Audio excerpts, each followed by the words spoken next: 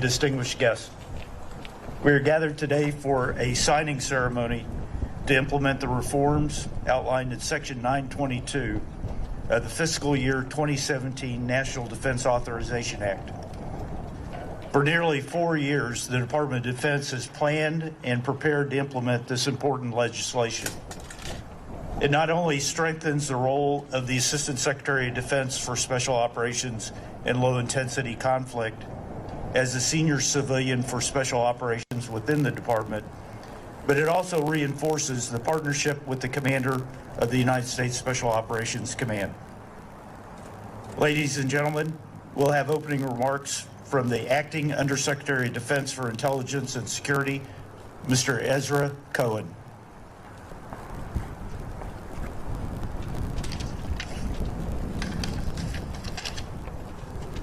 Thank you, Jim.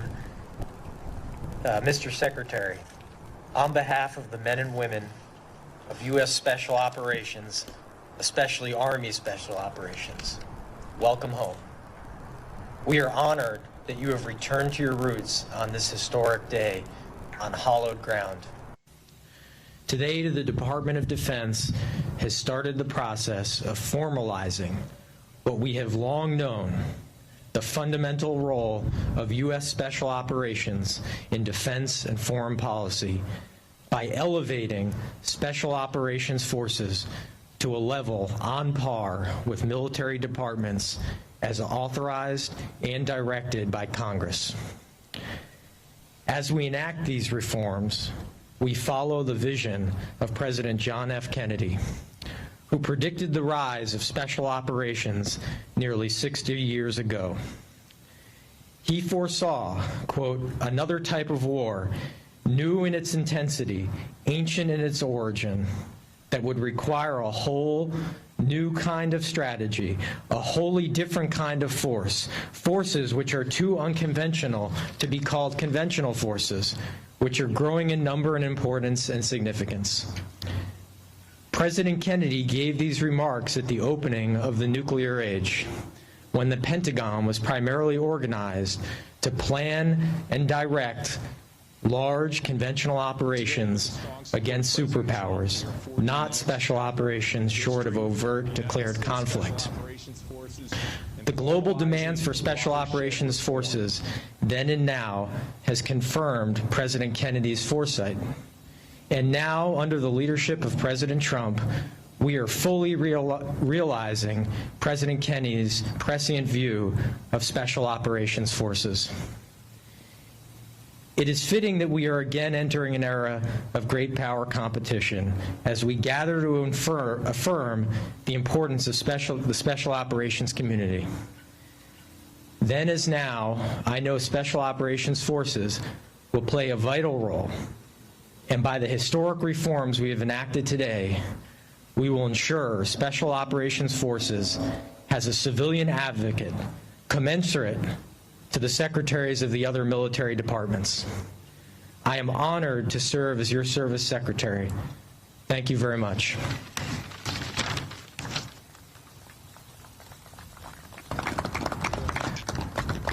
Ladies and gentlemen, Acting Secretary Miller. I can't get through these. You read them. Just want to give you a little bit of background about this guy. This guy is the first to perform an audit on the DOD. He was the one who's seen where the spending has been going. He has definitely proved himself to be a patriot. He has been loyal to our president. So let's listen to what he has to say. Here, Jim, you take this. I got my big book. Going to speak for a couple hours. Good morning, everyone. Wow, what a week. That old cliche, if you want a friend in Washington, D.C., get a dog. May be true for many, but for me, I know I can come to Fort Bragg and be with my brothers and sisters in Special Operations Forces who always have my back. It is an honor to be here on this hallowed plaza where we are reminded of the enormous sacrifices and burdens shouldered by our nation's special operators. These brave heroes were first to the enemy's doorstep, Mark, in the aftermath of the September 11th attacks in 2001. Only weeks after that dark day in our nation's history, They plunged into danger to bring justice to the terrorists who took thousands of innocent American lives. And they will be the ones who continue to deny safe haven to violent extremists and maintain unrelenting pressure on the road to stability and lasting peace in Afghanistan and Iraq. I know firsthand the caliber and character of these brave service members, having served as an Army Special Forces company commander under then Colonel John Mulholland during Operation Enduring Freedom, and with Mark, of course. I also served 2 tours in Iraq, including during the 2003 invasion and later in 2006 as Special Forces Battalion Commander, 2nd Battalion, the Special Forces Group. Absolutely the best Special Forces Battalion in the history of the world. No offense. I spent the remainder of my career just as committed to defeating terrorists and those that would help harbor them. Today we are gathered before a monument that symbolizes the tremendous cost of these conflicts and our relentless vigilance. In light of the countless sacrifices made by hundreds of thousands of American service members and our enormous progress over nearly 2 decades, we are now bringing these conflicts to their successful and responsible conclusion under the bold leadership of President Trump. Yesterday, the President ordered the downsizing of our force presence in Afghanistan and Iraq to 2,500 troops in each country by 15 January 2021 in a manner that protects our fighting men and women and our hard-earned gains. At the same time, you all know this, should any malign actors underestimate our resolve or attempt to undermine our efforts, we will not hesitate to restore deterrence and defeat any and all threats. As we implement the President's orders, we also recognize that transitions and campaigns are fraught with risk and unexpected challenges and opportunities. Transitions and campaigns. Guys, go ahead and hit that subscribe button. Let's stay up to date. That is why I am here today to announce, this is an omen, I'm here today to announce that I have directed the Special Operations civilian leadership to report directly to me instead of through the current bureaucratic channels. The current bureaucratic channels is the Joint Chiefs of Staff, right? So this guy has overridden any possibility of, nefarious actors. And they report to him. He used to be a battalion commander for the Special Forces. This historic step finalizes what Congress has authorized and directed and will put Special Operations Command on par with the military services for the first time.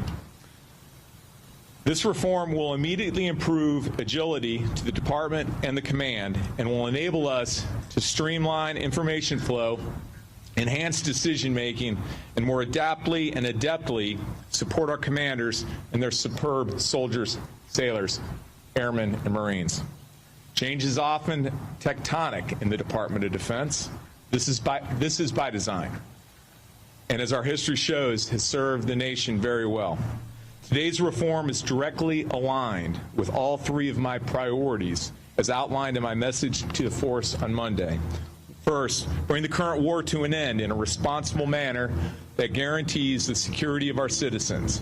2, continue implementing the National Defense Strategy with an emphasis on transforming the department for great power competition.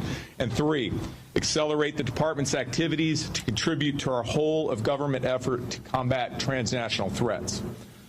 I also want to highlight that this particular change has been analyzed, debated, and refined over the course of the past 30 years, since the creation of Special Operations Command and the creation of the Assistant Secretary of Defense for Special Operations Low Intensity Conflict by the Nunn-Cohen. So for 30 years, this was unable to be enacted because of strong debate, because of lack of being able to get support. However, your president has enacted this 15 days after the election. Cohen Amendment to the Goldwater-Nichols Act of 1987. I have closely studied and been intimately involved in these efforts.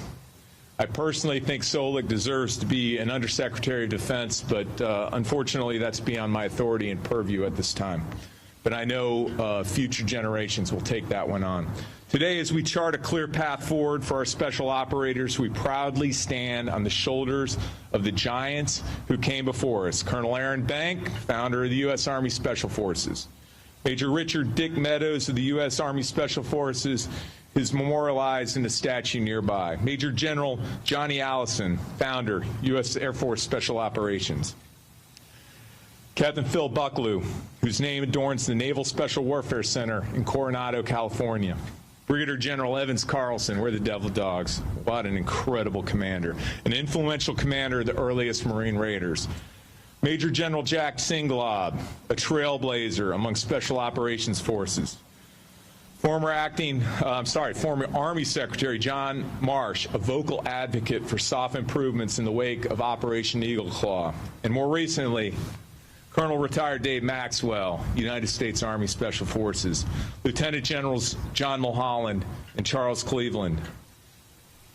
Charles Cleveland. He's always Charlie Cleveland. That's good to see it formalized there. They're now retired senior leaders in the special operations community. We also acknowledge the leaders in Congress who were a driving force behind the Nunn-Cohen reorganization.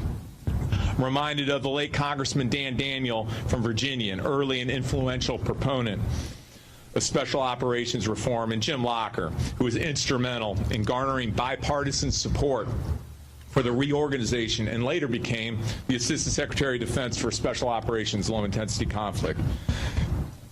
We have to remember, though, behind these titans stood an enormous group of dedicated patriots, many that have served in this building, who did the heavy lifting to create what ultimately became U.S. Special Operations Command, a national treasure, unparalleled in the world. These patriots give us strength and remain our guiding lights. Today, with the strong support of President Trump, we are forging the next chapter in the history of the United States Special Operations Forces and formalizing a watershed reform. Right now, we start the transition to provide greater civilian oversight of, and critically advocacy for, our special operators. This couldn't come at a more critical moment in time as we bring our nation's longest conflict to a responsible end and prepare our special operations forces for this new era of great power competition. I can think of no better place than here, at the original home of our special operations forces, to enshrine stronger support for the next generation of special operators hardened by combat and unrelenting deployments who understand the fundamental nature of war, who remain committed to defeating every threat, and who are undeterred by the high price of victory. Dia presso liber. God bless our women and men in uniform. God bless our great nation. Thank you so much.